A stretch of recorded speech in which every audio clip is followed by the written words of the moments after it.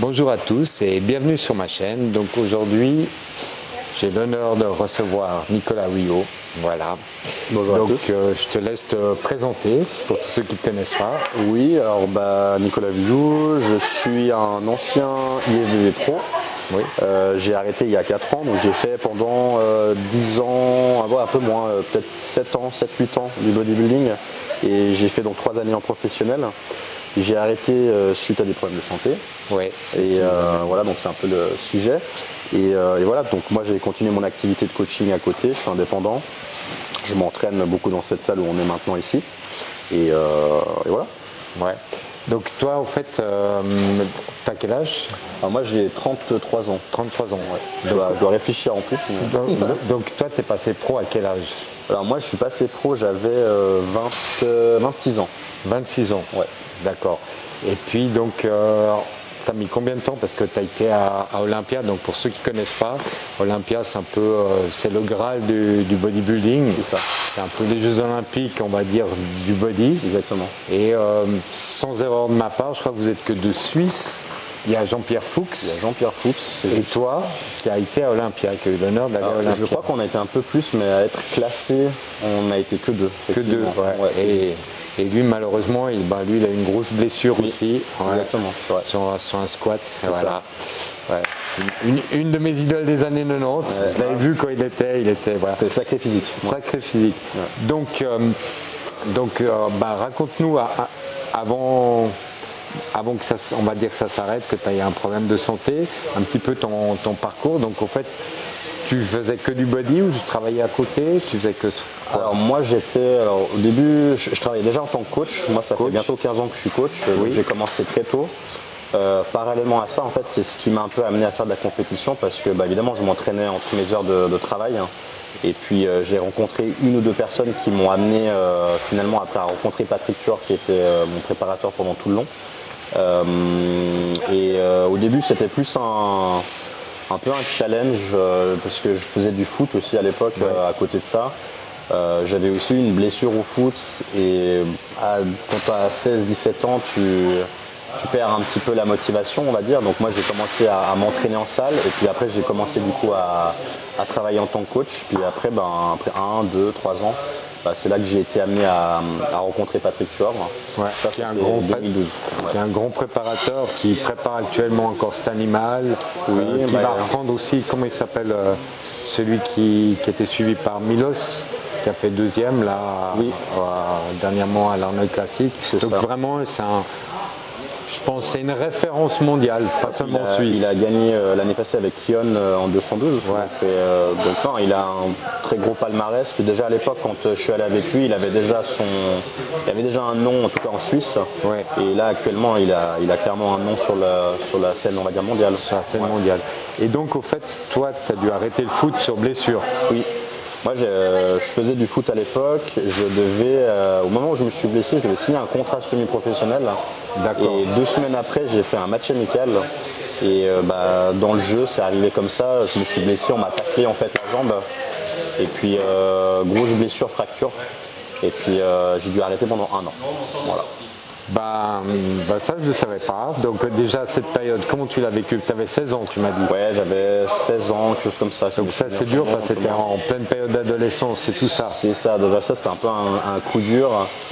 Forcément j'ai perdu le contrat que j'avais à l'époque.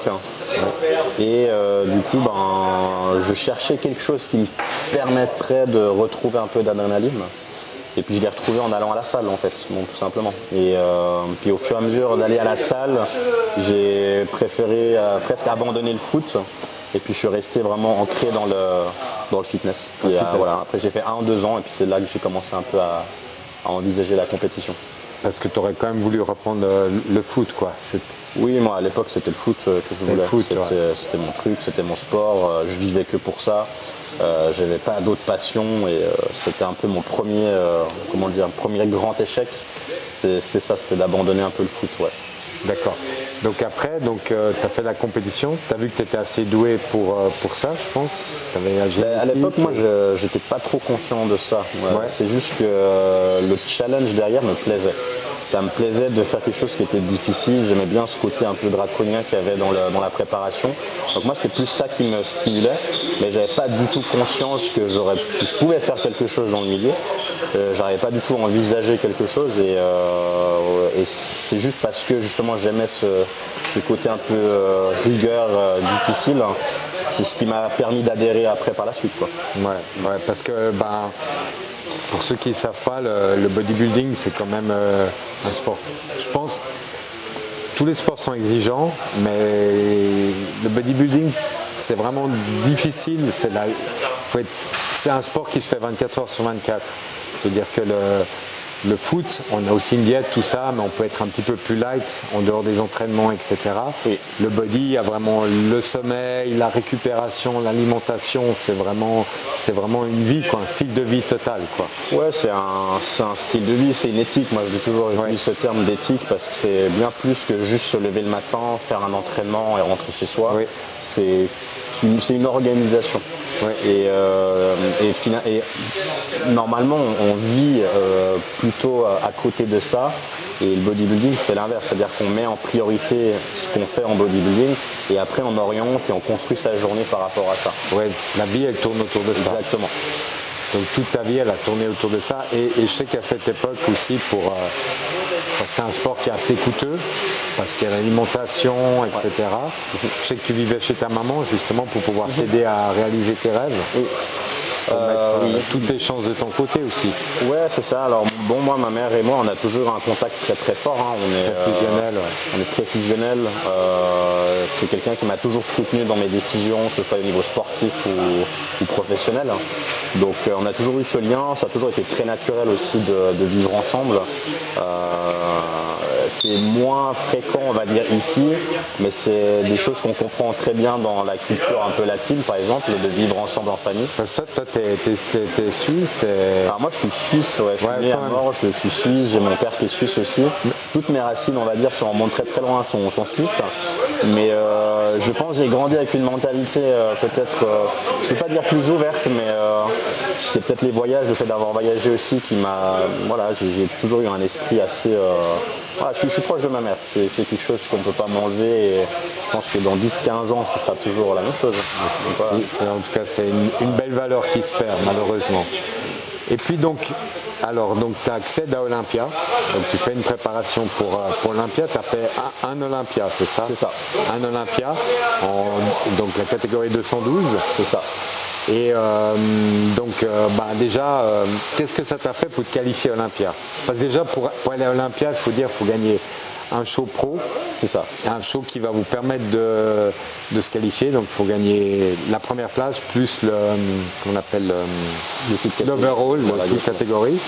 Donc, ça veut dire déjà, il faut gagner une grosse compétition professionnelle. Il faut gagner contre tout le monde. Et donc ça nous permet d'accéder à l'élite mondiale, on va dire. Ouais, c'est ça, il y a toute une étape, il y a une partie amateur comme tu viens de décrire, où il y a le toute catégorie, etc. Donc ça peut prendre du temps, parce qu'on ne le fait pas forcément aussi du premier coup. Donc ça prend déjà plusieurs années. Puis après, une fois qu'on est professionnel, il y a toujours, je trouve, un très gros fossé entre l'amateur, voilà, exactement, la partie amateur et puis le professionnel. Et puis voilà, après effectivement il faut encore gagner des concours chez les professionnels. Et puis, moi ça m'a mis 6 ans pour pouvoir faire tout ce procédé, ce qui est, je trouve, quand même assez rapide. Donc depuis le début de la compétition. Depuis le début, exactement. Ah ouais, c'est assez rapide, ouais. J'ai eu de la chance et que je réussissais assez facilement mes premiers concours, donc soit je sélectionnais bien ou un peu de chance aussi, bien préparé, un peu de tout ça, il faut un peu de tout dans l'équation, on va dire. Mais ouais, ça s'est fait assez vite, donc et forcément c'est un peu c'est le Saint Graal, c'est la consécration quand on y arrive, donc c'est une fierté. Donc tout d'un coup, on va dire le rêve qui se réalise. Ouais, non, totalement. Le rêve de ta vie, ouais, totalement. À ce moment-là. Pour moi, de me dire, d'accéder, de oser dire qu'on fait partie des meilleurs, c'était... Ouais, c'est une sensation encore maintenant quand j'en parle, c'est quelque chose qui m'anime parce que c'est un énorme souvenir, c'est une période de ma vie que je regrette, mais vraiment pas du tout. C'est probablement une des meilleures périodes de ma vie, ça c'est clair.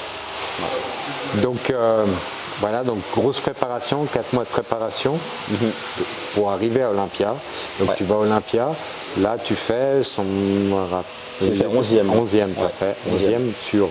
On était plus de 15, je crois ils classent jusqu'à 15, puis après on était une vingtaine qui mettent non classés en fait. Ouais. Donc ce qui est vraiment une grosse performance pour une première participation. Ouais. Moi je t'avais vu, je suis venu m'entraîner ici à Gland et je t'avais vu juste avant Olympia, bon, je pense que tu ne te souviens pas. Mais impressionnant, tu avais vraiment un magnifique physique. Et j'avais suivi ça aussi voilà, sur les réseaux, pas aux États-Unis, donc c'était une compétition aux États-Unis. Donc là, tu vis ton rêve, tu es à fond et voilà, comment ça se passe après? Parce qu'au fait, tu as eu on va le dire déjà, donc tu as eu un problème de santé qui t'a fait arrêter. Est-ce que tu as déjà eu des signaux avant coureur, pendant la prépa ou... Alors c'est une très bonne question parce que j'en ai eu un. Probablement un an avant de faire Olympia. Oui. Mais c'était tellement bref que j'ai pas du tout analysé ça sur le coup. D'accord, donc tu as eu quoi exactement? J'ai eu un point dans le cœur en fait. J'ai eu vraiment une très grosse pression, quelque chose qui est vraiment très inhabituel. D'accord. Ça m'est arrivé, je me souviens très très bien, parce que j'étais sur une terrasse, c'était un soir, j'étais dehors en train de boire un café avant d'aller dormir, ouais. Puis ça m'a pris comme ça, puis je me suis dit, c'est bizarre. Mais c'est tellement anodin comme ça que des fois on se réveille, on a mal au doigt de pied, des fois on se réveille, on a mal un peu à l'épaule et ça part le lendemain. Donc moi j'ai analysé ça exactement comme ça. Je me suis dit bon, j'ai pas trop réfléchi, j'étais me coucher, le lendemain matin c'est passé. J'ai plus jamais eu ça. Mais c'est seulement après coup, évidemment, quand j'ai eu les problèmes, bien sûr. J'ai commencé à repenser, puis forcément on réanalyse un petit peu tout, on se dit qu'est-ce que j'ai manqué. Et c'est là où je me suis dit mais c'est bizarre parce que ça, je suis persuadé que c'était un premier signe, mais je n'ai pas été en mesure ou pas été capable sur le coup de l'analyser, de le comprendre en fait. Donc voilà. D'accord. Donc tu as fait ta préparation sans problème? J'ai fait ma préparation pour Olympia, j'ai absolument eu aucun problème, jamais eu de problème particulier de quoi que ce soit. Donc tu as fait ton show aussi. Et puis ce qui s'est passé c'est que... Une question à 17, est-ce que tu étais suivi par des médecins? Oui, moi j'ai toujours été très scrupuleux là-dessus, puis je pense que ce qui m'a sauvé c'est que j'étais justement scrupuleux là-dessus. Et là ils n'ont pas détecté d'anomalie, quelque chose? Pas à ce moment-là. Okay. Ouais. Après il faut savoir que c'était quand même un problème cardiaque. Donc maintenant ce qui était cardiaque, c'était pas quelque chose que je faisais forcément tous les 2 mois. Donc je faisais en règle générale 1 fois par année. Et puis il s'est trouvé que en l'espace de 1 an, les choses ont radicalement changé, vite évolué, à un point où j'étais pas capable de pouvoir intervenir, on va dire, entre deux fois. Donc voilà. Donc tout ça pour dire que oui, j'ai fait Olympia, je suis rentré en Suisse. Moi, ce que je fais toujours et ce que j'ai toujours fait dans mes préparations, je pense que je peux parler ouvertement, on prend des produits, etc. Donc moi, ce qui s'est passé, c'est que je faisais toujours une pause complète, j'arrêtais tout, de manière à essayer de refaire des contrôles, de voir que tout était OK. Ouais, de remettre le corps à zéro, faire un nettoyage. Et puis ça, finalement, c'est ce qui m'a un peu sauvé, parce que le fait de complètement arrêter, c'est ce qui a permis de faire ressortir les vraies douleurs. Les symptômes. Exactement, parce qu'il faut savoir, c'est que la prise de certains produits, ça a tendance à totalement, on va dire, désinhiber, on ne ressent pas forcément les vraies choses, on ne ressent pas les vraies douleurs, on ressent pas, on est un peu masqué quelque part par ça. Et c'est ce qui s'est passé. C'est qu'à l'époque, moi je ne savais pas, mais ça c'est mon cardiologue qui me l'a dit par la suite, c'est qu'il m'a dit tu avais déjà un problème de cœur à ce moment-là, mais la préparation, les produits, le contexte faisait que c'était asymptomatique quelque part. Donc ce qui s'est passé, c'est que lorsque j'ai arrêté, j'ai attendu 2 mois, et au bout de 2 mois, quand vraiment j'avais, entre guillemets, m'étais libéré un petit peu de tout ça au niveau des récepteurs, j'ai commencé à avoir des symptômes au niveau cardiaque. Donc le premier truc que j'ai eu, c'est que j'ai retrouvé cette pression que j'avais eue il y a 1 an. Par contre, elle est restée permanente. Donc je me suis levé un matin, puis j'avais cette pression très très forte. Ouais, c'est pas une pression où on est un peu pas... C'est vraiment quelque chose qui était, mais je me suis dit, mais ça va pas quoi. Il y a vraiment... je me sens pas bien. Et c'est resté 1 jour, 2 jours, 3 jours, je me suis dit, mais ça va pas, il faut que je vais faire un contrôle. Je suis allé faire un contrôle, j'ai fait un ECG, ce qu'on fait habituellement, rien de spécial. Je me suis dit, mais c'est quand même bizarre, il y a un truc qui va pas quoi. Tu sentais en toi quelque chose. Moi je connais bien mon corps, je suis quelqu'un qui sait m'écouter, je sais si ça va ou pas. Je me suis dit, mais il y a quelque chose qui va pas. Donc bon, sur le coup je me dis mais c'est bizarre. Et puis j'étais arrivé à un moment donné où il fallait que je reprenne ma préparation. Donc j'ai repris ma préparation. Et ça, tu avais un concours en vue de nouveau. Je devais recommencer, c'est un peu une saison comme ça, professionnelle, on fait 2-3 mois de pause, puis après on recommence la saison. Donc c'est ce qui s'est passé. Puis un soir, je me souviens parfaitement, je pense que je me souviendrai toute ma vie. J'étais assis chez moi, j'étais en train de manger. Puis tout d'un coup, ça m'a pris au niveau du cœur. Je me suis dit, mais oh, c'est bizarre. Et puis j'ai commencé à avoir les pulsations qui montent. Donc j'ai commencé à faire de la tachycardie. Puis je suis monté jusqu'à plus de 200 pulsations à la minute en l'espace de peut-être 30 secondes. Et forcément, quand ça vous arrive, vous êtes un peu perplexe, un peu stressé forcément. Bien sûr, mais qu'est-ce qui se passe? Alors par chance, moi j'étais assez calme. Et par chance, encore une fois, j'avais ma mère qui était à côté parce que j'étais avec elle. Tu vivais encore chez ta maman, heureusement. Et je voulais pas la paniquer, donc je me suis levé tranquillement. Et puis je lui ai dit, écoute, c'est pas une blague, mais il faut qu'on aille maintenant à l'hôpital, s'il te plaît. Il faut pas qu'on attende. Donc elle est venue avec moi, forcément très stressée. Qu'est-ce qui se passe? Ça va pas? Je lui ai dit, écoute, non, ça va pas très bien, mais là il faut qu'on y aille. Je te le dis, c'est que faut qu'on y aille. Donc on est allé. Par chance, j'habitais extrêmement près de l'hôpital. Je suis même pas à 5 minutes en voiture. Donc ça s'est fait assez vite, etc. Les médecins un peu en panique quand je suis arrivé. Forcément, à l'époque j'avais 26 ans, 27 ans, juste même pas 28 ans. Pas trop normal pour quelqu'un qui a 27-28 ans. Avec aussi un physique un peu hors norme. Oui, forcément.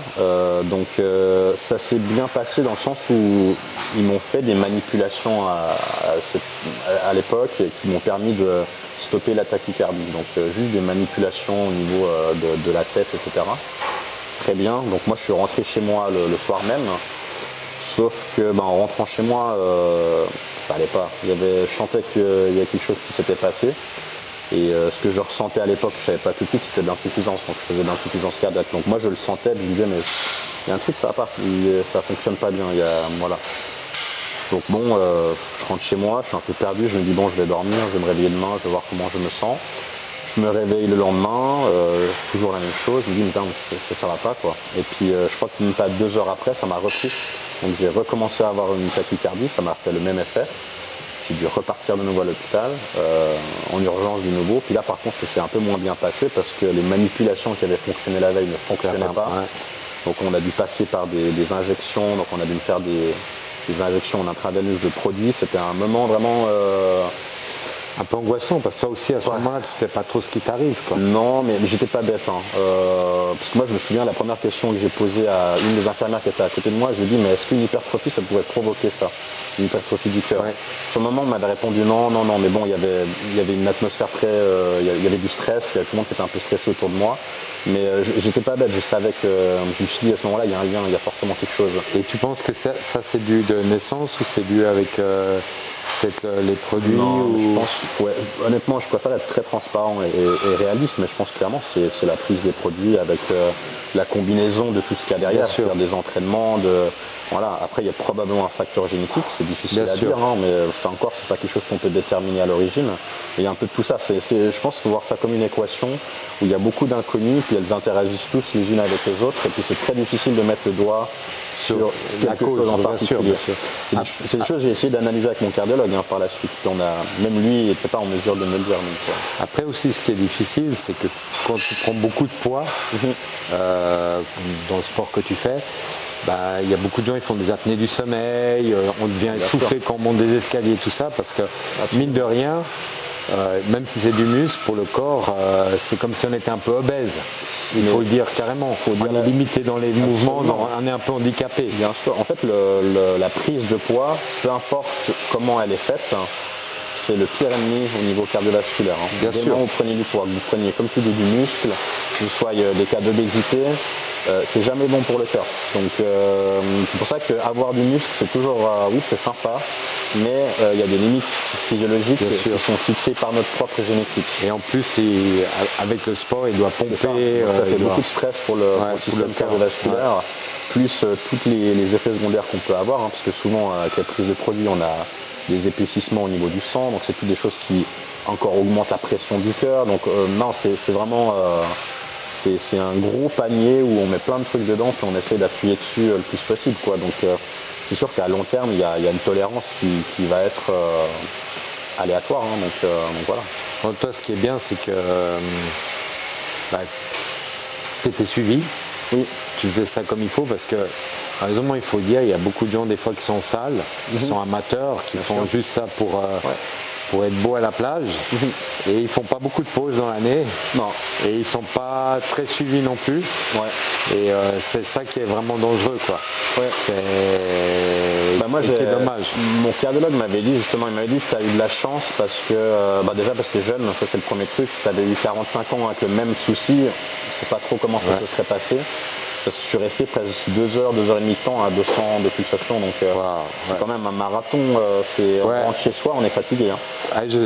Moi j'ai eu, avec mon problème, moi je suis resté 4-5 jours, j'étais entre 120 et 150. C'est déjà dur. Hein. C'est fatigue. Hein. Ah oui, non, puis on se sent, on sent que ça tape. Et moi j'étais entre 120 et 150, donc je n'ose pas imaginer à 200. Tu dois. C'est comme si on faisait un sprint. C'est des sensations d'un sprint, mais on continue. Moi je suis rentré le soir même, je me suis endormi en posant la tête sur l'oreille, parce que c'était. J'avais fait presque 10 heures de sport non-stop, mais en l'espace de 2 heures de temps. Quoi. Donc c'était éprouvant. Quoi. Donc on a dû changer un petit peu de décor parce que ça devenait un petit peu bruyant. Dans le feu de l'action. Dans le feu de l'action. Ouais. Donc on va continuer. Donc tu avais tes problèmes de cœur. C'est ça. Donc oui, j'ai expliqué. Donc j'avais problème de cœur. C'était totalement asymptomatique, c'est ce que je disais juste avant. Et puis quand je suis rentré la deuxième fois chez moi à l'hôpital, c'était vraiment, je broyais du noir, comme on dit. C'était la descente aux enfers. C'était la descente aux enfers, parce que déjà le moment vraiment où j'ai dû aller la deuxième fois, c'était vraiment traumatisant, parce que, comme tu disais, je ne savais pas ce qui allait se passer. Je paniquais, je me souviens, je tenais la main de ma mère, parce que ma mère était avec moi, je pleurais, je la regardais, elle me regardait. Elle était dans l'incompréhension. Enfin, c'était très compliqué, quoi. On se regardait, j'essayais de communiquer, d'attendre comme un soutien, quelque chose qui puisse me sauver en la regardant. Et puis je sentais qu'elle elle ressentait ça aussi, mais que malheureusement elle était impuissante, quoi. Donc on pleurait, quoi. Donc c'était très difficile. Hein. Parce qu'à ce moment-là, tu as compris que c'était quoi, que ta carrière, elle allait être. Mais pour être très franc, je pensais pas à ma carrière à ce moment-là. À ce moment-là, je pensais à ta vie. Je pensais à ma vie, parce que je la regardais, je me disais, mais il y a un moment donné où ça va s'arrêter, quoi. Puis j'étais en train d'attendre, je me dis, mais ça, il peut pas tenir mon cœur comme ça encore un moment. Et à un moment donné, ça va s'arrêter, ça sera terminé, quoi.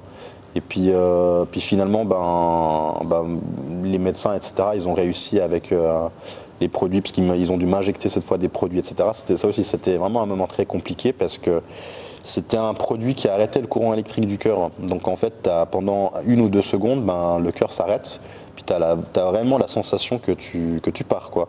Puis c'est la sensation que j'ai eue, je me souviens. Là, c'était vraiment un moment difficile. Après, grâce à ça, ça m'a permis de refaire baisser mes pulsations. Puis j'ai pu rentrer chez moi, etc. Puis là, c'était le début de je sais pas si on peut appeler ça la dépression, mais début de dépression, du travail que j'ai dû faire sur moi, quoi, tout simplement. Parce que là, donc, quand tu es revenu, tu avais après un protocole médical donc tu n'as pas eu besoin de te faire hospitaliser. Tu as pu rentrer chez toi et tu as suivi, tu as dû prendre des médicaments. Alors, c'était compliqué au début, parce que moi, avec le profil que j'avais à l'époque, je sors de Mister Olympia, j'ai 27 ans. Je faisais plus de 110 kilos pour ma taille. Moi, je fais 1m65, donc les ratios sont assez démentiels. Moi, les médecins étaient en panique, quoi. Moi, mon cardiologue de l'époque, il avait 30 ans de métier. Il m'avait dit, il m'a dit, écoute, j'ai 30 ans de métier, j'ai jamais eu ça de ma vie, quoi. J'ai jamais vu quelqu'un qui a 27 ans, qui a ce physique-là, qui a un cœur d'une taille comme ça.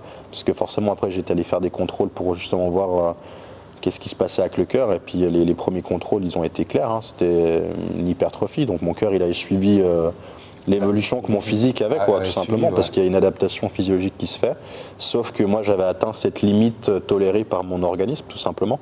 Donc mon cœur, il est en train d'envoyer des messages pour dire, écoute, là, ça va trop, je peux pas faire plus, quoi. Il y a trop à travailler. Donc ma pression, j'avais pression trop élevée.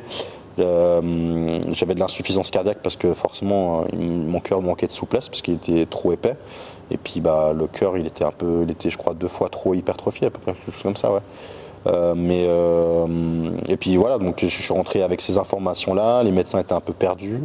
Je Je me souviens que mon cardiologue à l'époque m'avait dit, écoute, faut que je t'envoie à Lausanne faire ça rassure pas non plus. Non, pas trop, parce que tu es dans l'incompréhension, quoi. Tu te dis, mais qu'est-ce qui va se passer? Je comprends pas. Moi, mon médecin à l'époque, mon cardiologue m'avait dit, bah, écoute, il faut que tu rentres chez toi, tu fais du vélo.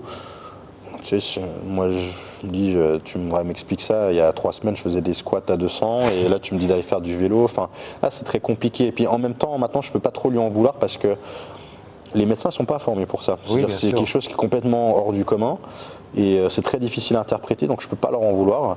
Mais par contre, moi, de mon côté, je me suis dit, mais moi, je ne peux pas rester comme ça. Ouais, parce que tu te sens un petit peu... Tu te sens démuni, tu n'as pas d'aide, tu ne sais pas qu'est-ce que tu dois faire. Et puis, c'est très anxiogène, parce que moi, il y a des moments où je me disais, mais si je monte les escaliers, est-ce que je risque de mourir? Non, mais vraiment, j'étais arrivé à des niveaux comme ça. Surtout quand tu as fait la phase à 200 et que tu as senti avec les produits. Puis je sentais mon insuffisance, je la sentais. Il y avait des symptômes, je sentais quelque chose qui se passait qui n'était pas normal. Donc je me suis dit non, il faut que je trouve quelqu'un qui puisse m'aider, quoi. Puis à l'époque, forcément, j'étais toujours avec Patrick à ce moment-là. Oui. Patrick m'avait mis en contact avec un ami à lui qui était cardiologue en Italie. Puis c'est comme ça que j'ai commencé après à être soigné, parce que j'ai été le voir en Italie, donc il est à Rome. Je me souviens parce que je suis allé le voir et je me suis dit mais c'était mon dernier mon dernier espoir. Je me suis dit mais je sais pas trop ce qui va advenir, j'ai rien à perdre, je pars là-bas, j'y suis allé. Je me souviens, j'étais allé seul, c'était très déprimant, quoi, parce que tu es tout seul, tu voyages, tu sais que c'est pas non plus pour aller visiter le Colosseum, tu vois, à Rome. Donc tu te dis bon voilà, on va voir. Puis non, c'était, je pense, une rencontre qui m'a un peu sauvé, quoi, parce que je suis tombé sur quelqu'un de très humain. Je peux dire son prénom d'ailleurs, ça s'appelle Luca, parce que c'est quelqu'un que je respecte beaucoup aujourd'hui. Et donc lui, il avait l'habitude de suivre des athlètes? En fait, lui, la particularité qu'il avait, c'était qu'il était cardiologue, puis c'est quelqu'un qui suivait quasiment que des culturistes. Donc autant des culturistes pro, amateurs. C'est ça, donc il était dans le contexte, on va dire. Donc lui, déjà, ce qui m'a tout de suite rassuré, c'est quand je l'ai vu, il m'a dit je te connais, je te suis un peu sur les réseaux sociaux, j'ai vu ce que tu as fait, c'est super.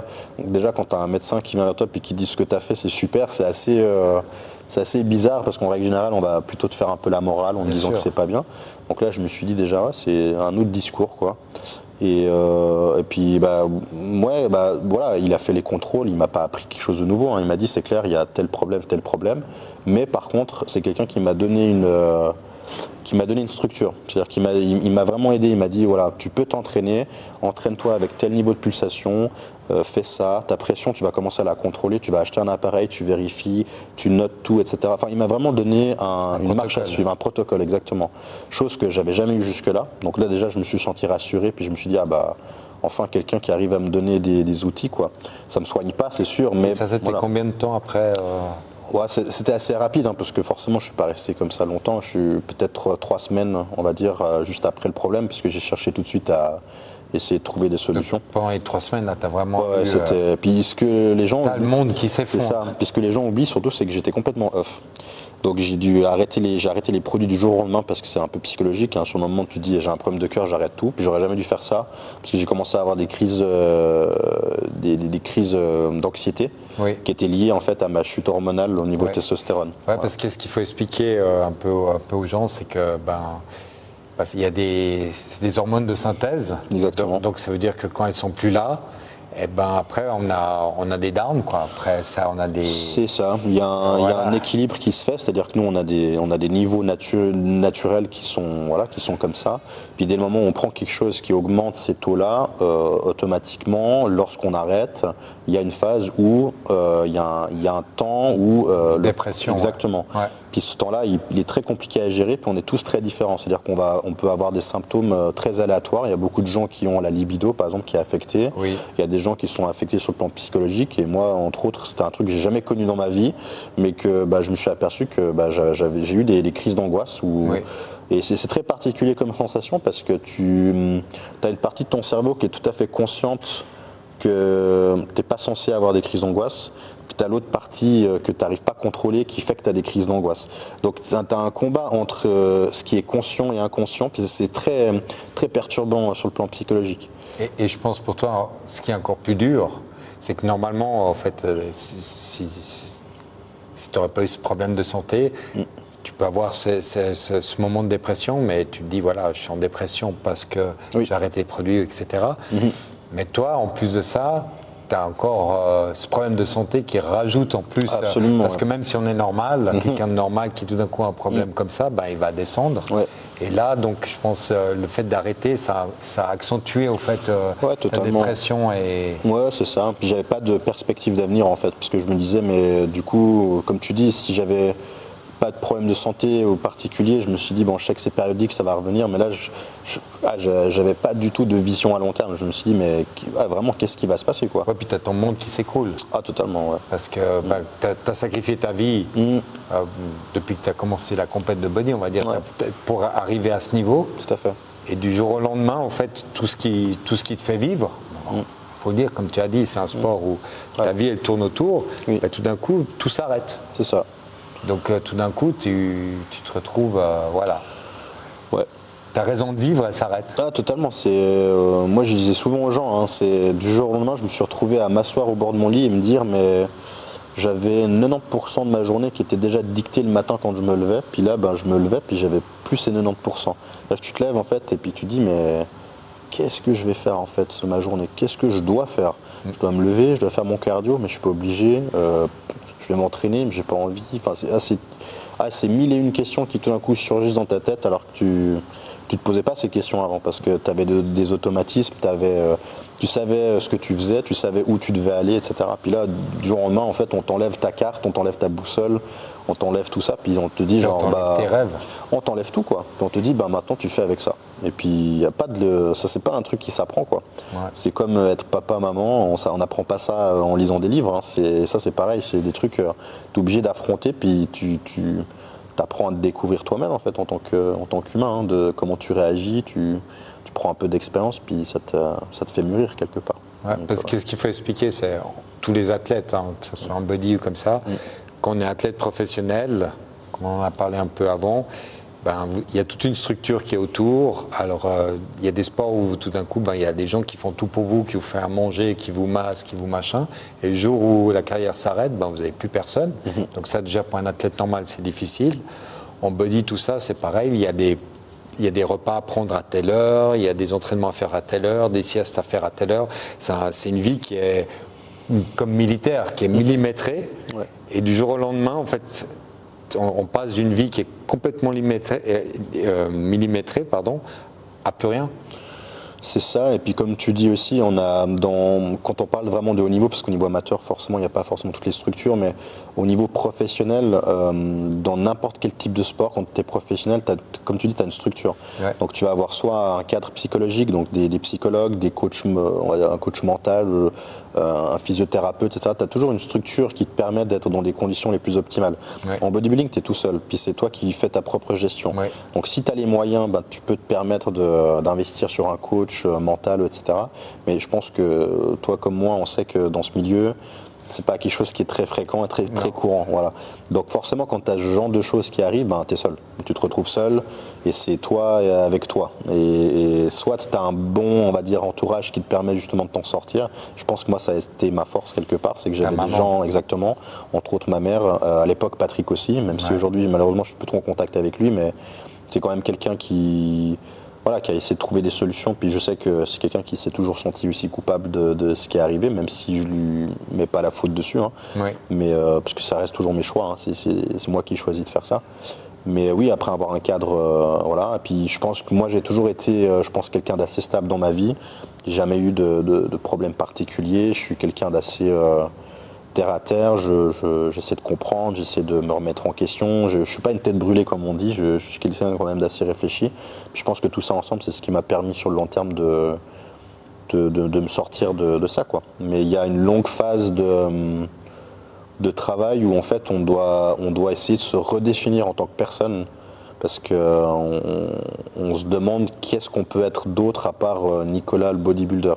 Puis c'est ça qui est difficile, c'est que pendant 10 ans, en fait, on se rend compte qu'on vit à travers ça, en fait, les gens te connaissent comme Nico le bodybuilder, ouais, d'accord. Mais du coup, quand t'es plus ça, tu te dis, mais du coup, qu'est-ce que je vais être, je suis quoi en fait à part ça? Et puis ça, c'est vraiment très difficile comme remise en question. Et moi, ce qui m'a sauvé de ça, c'est de voyager. Donc après ça, tu as repris un entraînement, mais bien sûr. plus light en fait. J'ai appris à marcher déjà. Alors je dis bien j'ai appris à marcher parce que moi j'ai eu encore un autre problème avec tout ça, c'est que en dehors du problème hormonal, en dehors du problème cardiaque, il y a un jour je me suis réveillé, donc j'étais vraiment dans cette période, post-problème on va dire de cœur. C'était sur ces 3 semaines avant d'aller voir mon cardiologue justement. Je me suis réveillé un jour puis j'ai commencé à avoir la vision double. D'accord. Ouais, faut pas chercher à comprendre. Je voyais double, mais je me suis réveillé, je me suis dit, mais ouais, c'est bon, hein. J'ai commencé à mettre les coches sur tous les trucs, hein, parce que je commençais à aligner tout ça. Je comprenais pas, je dis, mais comment ça se fait, j'ai quoi, je comprends pas. J'avais des très très très gros étourdissements, mais vraiment à presque vomir, je devais fermer un œil pour pouvoir éviter que ça me fasse monter les nausées. Et puis forcément, j'étais allé faire des contrôles, et puis alors, dans ce genre de situation, hein, entre le cœur, problème hormonal, la vue qui se croise, je me suis dit c'est bon, j'ai un truc au cerveau. Non mais c'est clair, on se fait voilà, des films. On sort la liste Wikipédia et puis on y va. Surtout pas aller sur internet. Justement, on va. Donc voilà, mais c'est vrai que de nouveau c'était encore un autre truc anxiogène, etc. Donc alors le contrôle, il y avait absolument rien, il y avait rien du tout. On n'a jamais su expliquer ce qui s'est passé, mais j'avais la vision qui était double vraiment. Et puis en 2-3 jours c'est passé. Pourquoi, comment, aucune idée. Je ne sais pas si c'est lié à du stress. Voilà, c'est vraiment un truc. Une pression. Aucune idée, vraiment. Il n'y a absolument aucun médecin qui a été en mesure de m'expliquer ça. On a essayé de regarder si c'était pas l'équilibre au niveau de l'oreille. On a essayé de comprendre. J'ai presque tout fait. Et même moi, je me suis dit, j'ai abandonné cette idée-là, parce que je me suis dit, bon, moi, je vais déjà récupérer du cœur, j'ai déjà assez à faire, donc je me suis dit, bon, voilà, je ne vais pas trop me concentrer là-dessus, mais c'était encore un truc supplémentaire. Donc c'est pour ça que je disais, j'ai dû réapprendre à marcher, parce que avec les étourdissements, en fait, je perdais l'équilibre quand je marchais. D'accord. Donc j'ai dû, avant même de penser à m'entraîner, j'ai dû juste commencer à déjà aller dans la rue, puis marcher sans me vautrer par terre, quoi. Donc ça a commencé déjà comme ça, puis au fur et à mesure, ça revient, et puis après, j'ai pu recommencer à faire mes premiers entraînements. Mais même mes premiers entraînements, c'était. Je prenais une paire d'haltères, je faisais ça et je partais en arythmie pendant 2 minutes, quoi. Parce que mon cœur est. Là c'est dur. Hein. Ouais, c'est dur. Parce Se sentir. Ouais, parce que tu passes de Mister Olympia à faire Mister Olympia avec un physique incroyable à être. À être un handicapé, en fait. C'est ça. Et puis c'est difficile à accepter quand tu es dans une situation. Oui, bien sûr. J'ai même pas 30 ans à ce moment-là. Tu te dis, putain, mais quelle vie tu vas avoir, quelle vie tu as choisi, quoi. Puis tu prends des médicaments. Est-ce que je vais redevenir normal ? Mais bien sûr, c'est vraiment les questions que je me posais, parce que je me dis, mais j'ai encore envie de profiter de la vie, hein, j'ai envie de faire des trucs, quoi. Donc ouais, j'ai eu cette phase-là. Après, je suis quand même allé assez vite à la salle me réentraîner, parce que de toute façon, j'avais quand même besoin de ça, parce que au-delà du body, ça reste quand même quelque chose qui... Exactement, c'était ma passion, j'ai du plaisir à le faire, hein. Puis c'est ce qui m'a un peu aussi aidé à gentiment sortir. Et puis même sur le plan hormonal, hein, c'est ce qui me permettait de plus facilement récupérer des taux hormonaux, on va dire, dans la norme. Mais c'est un long procédé, mais c'était le meilleur moyen. Donc voilà, mais j'ai eu une longue phase de déprime, parce que ça c'était arrivé plus ou moins au mois de décembre. Et puis j'ai eu on va dire, mois de décembre jusqu'au mois de février-mars, j'étais vraiment dans cette phase de dépression. Je me souviens, je travaillais à la salle à l'époque chez Silhouette, je ne sais pas si tu t'as connu. Silhouette, oui. Voilà. Maintenant c'était racheté par Active, enfin bref. C'était ici, Silhouette. Oui, d'ailleurs, quand je suis venu, c'était Silhouette. Ouais, c'est possible. Ouais. Et bref, donc tout ça pour dire que oui, j'ai mis pas mal de temps. Et puis toute cette phase-là, donc c'est une phase un peu de déprime. Je me souviens, moi j'appelais les clients en rendez-vous que j'avais et je disais ouais, j'annule, il y a ça que je peux pas venir. Je travaillais plus. J'allais à la salle, je me planquais dans le coin employé où on pouvait être enfermé dans le local et je restais là comme ça. Puis dès qu'il y avait des rendez-vous, je disais je peux pas. Vraiment, j'étais dans une phase où je faisais rien. Ça a duré combien de temps ? Ça a duré 2 mois à peu près, ouais. Et là après tu as décidé de partir en vacances. En fait, ce qui s'est passé, c'est que à l'époque où je faisais la compétition, quand j'avais gagné ma compétition pro, c'était aux États-Unis en Floride, j'ai rencontré une athlète mexicaine avec qui je me suis vraiment lié d'amitié, vraiment une fille super qui était en pro figure. Et je sais pas pourquoi, tout de suite on a eu un très très bon feeling, on s'entendait super bien. Et puis destin ou non, je sais pas, elle m'écrit en fait à ce moment-là, puis elle me dit écoute, j'ai vu que tu n'allais pas très bien, etc. J'ai dit écoute, si tu veux, viens au Mexique, on fait un séminaire ou quelque chose, on me dit j'organise tout, tu fais rien mais viens et tout, puis franchement j'étais pas très motivé quoi sur le coup, je me suis dit qu'est-ce que je vais foutre là-bas, ça me faisait un peu, voilà, j'ai pas trop envie. Puis non, j'y suis allé. Je me souviens, j'avais des séminaires sur le SST, des choses comme ça. J'avais rien préparé parce que pas de motivation quoi. J'avais des fichiers PowerPoint, etc. Mais pas de révision totale. Je me suis dit, j'y vais, puis on verra. Et puis, je pense que ça, c'est vraiment le truc qui m'a changé, mais du côté positif. Parce que je suis allé là-bas, j'étais à Mexico City à la base. Et en étant à Mexico City, il y a un autre athlète professionnel au Mexique qui s'appelle Elias, avec qui aujourd'hui c'est comme mon frère. Il m'avait écrit, il m'avait dit j'ai vu que tu étais à Mexico City. Il me dit écoute, moi je suis pas loin de Cancun. Et je me dis tu viens à Cancun, je te paye, tu viens faire un séminaire en privé dans ma salle. Je dis ok, ouais. Je savais pas trop Cancun, je connaissais pas trop moi. Puis sur le coup, on a pris un billet d'avion, j'y suis allé avec mon ami justement, et puis j'ai fait 4 jours là-bas, et il s'est passé un truc quand je suis allé là-bas. Je suis arrivé, je suis sorti de l'aéroport, tu sens la chaleur, je me suis dit putain mais c'est quoi cet endroit quoi. Tu t'es senti revivre? Ouais vraiment ouais. Et je me suis dit là il se passe quelque chose. Et puis par chance, grâce à cette personne, donc Elias, quand je suis allé là-bas, il m'a fait découvrir plein d'endroits sur le coup. Donc j'ai travaillé peut-être 2-3 heures, le reste du temps je passais ma journée à visiter des endroits, des plages, des choses comme ça. Puis vraiment, je me suis dit, mais waouh, c'est fantastique cet endroit, quoi. C'est magnifique, c'est super beau, les gens sont incroyables. Et puis voilà, puis c'est en allant là-bas en fait que je me suis aperçu que j'avais plus à offrir que juste mon physique, que mon statut de professionnel ou d'athlète. Parce que ce qui m'avait surpris, et je me souviens vraiment de ça, c'est que j'avais déjà perdu du poids quand je suis allé là-bas. Parce que forcément, j'ai eu un certain laps de temps, donc tu perds du poids. T'as perdu en fait combien? J'ai perdu 30 kilos à peu près depuis ma phase de compétition. Ouais. Entre maintenant et ta phase de compétition? Ouais.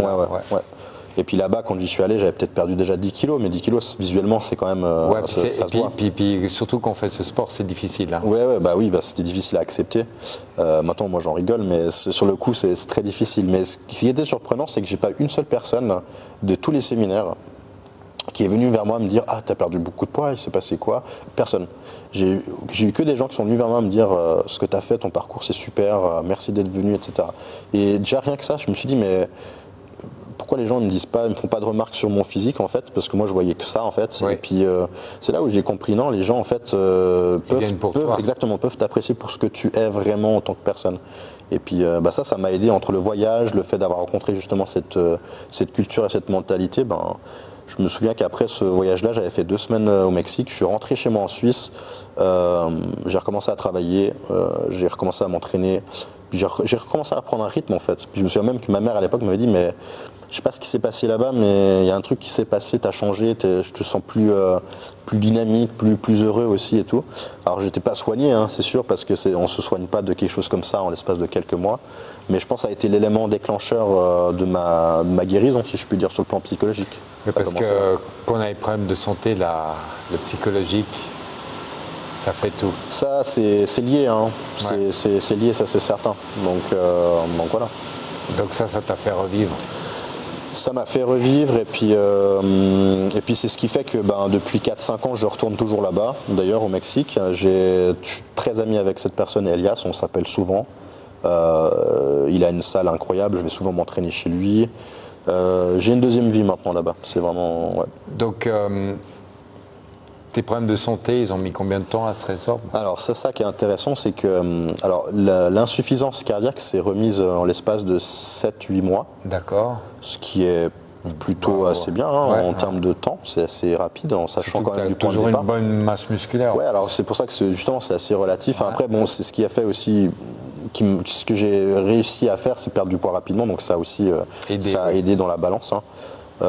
Par contre, ce qui est intéressant, c'est qu'il m'a fallu 3 ans pour retrouver un ECG normal, donc un électrocardiogramme normal. D'accord. Donc j'avais encore des fluctuations parce que mon cœur, même à l'état actuel, il est quand même plus gros que la moyenne. Il le restera tout le temps. C'est-à-dire que j'ai récupéré pas loin de 60%.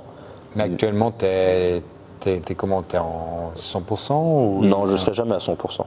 Parce que mon cœur sera toujours… En fait, tant que je m'entraîne, puis que je fais quand même… Parce que là, je fais peut-être 95-100 kilos.